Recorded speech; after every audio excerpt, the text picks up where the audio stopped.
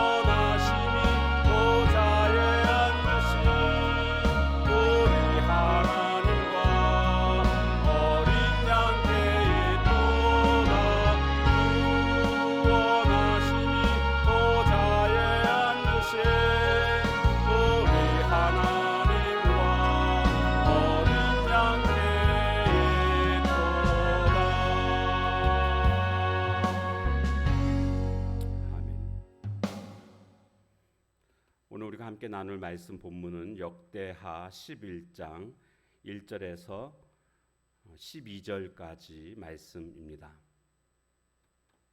11장 르호보암이 예루살렘에 이르러 유다와 베냐민 족속을 모으니 택한 용사가 18만 명이라.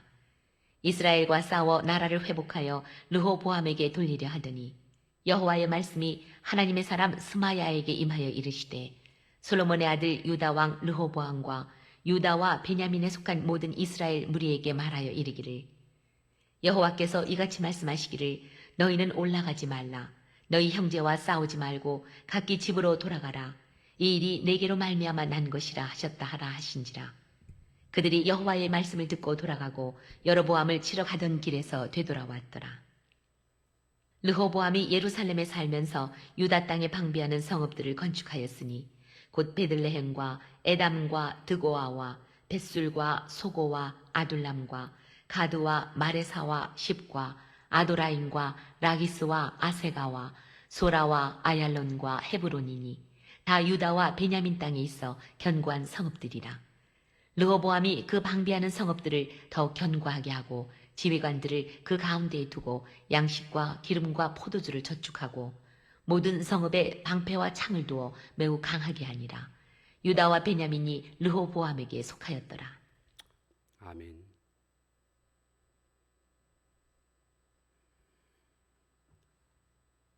백성들이 르호보암 왕에게 우리의 짐을 좀 가볍게 해달라. 우리는 너무 세금과 노동으로 힘들다. 이렇게 가볍게 해달라고 요청했지만 르호보암은 그들의 요청을 들어주지 않게 됩니다. 그래서 결국 이제 반란이 일어나게 되죠. 10개 지파의 우두머리로 여로보암이 서게 되었고 그들은 북쪽에 이제 새로운 나라를 세우게 됩니다.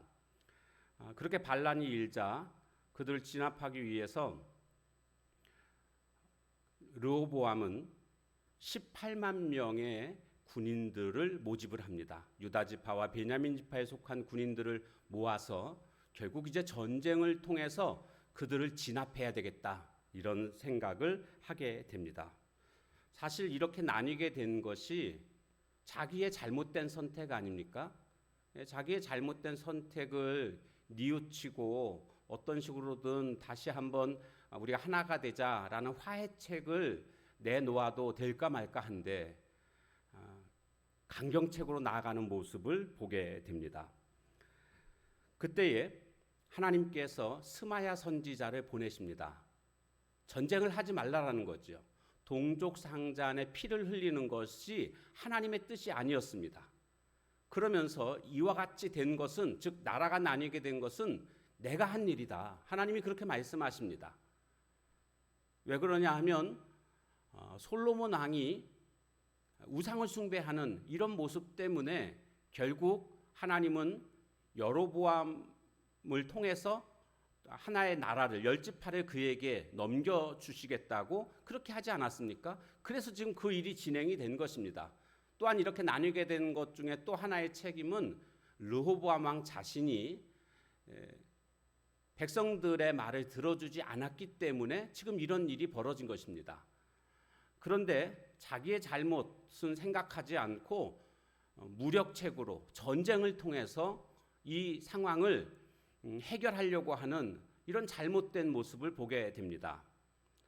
자, 그런데 우리가 여기서 좀 생각해 봐야 될 것은 물론 르호보암 왕 입장에서는 지금 이 상황이 받아들이고 싶지 않은 상황일 것입니다. 왜냐하면 다윗 왕 때도 그렇게 나라가 큰 나라였고 또 솔로몬 때는 그것을 이어받아 가지고 더욱더 융성해진 그런 나라였었는데 자기가 왕이 되자마자 나라가 이렇게 나뉘게 되는 초라한 나라가 되지 않았습니까? 이 상황이 받아들이기에 참으로 힘든 상황이었을 것은 분명합니다.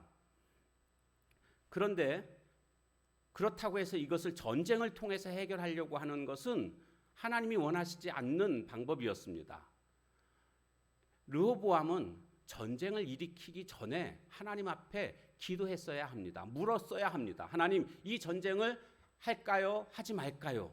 이것이 신정정치라고 하는 것 아닙니까? 하나님의 나라는요, 하나님이 다스리는 것입니다. 최종적인 권위는 하나님께 있습니다. 그렇기 때문에 전쟁을 하기에 앞서서 하나님께 묻고 하나님이 오케이 이렇게 사인이 나면 그때 전쟁을 해야 됩니다. 그런데 전혀 하나님께 묻는 모습이 나타나고 있지 않습니다. 이전에 백성들의 요구가 있을 때에도 이 요구를 들어줄지 말지를 하나님께 물었어야 됩니다.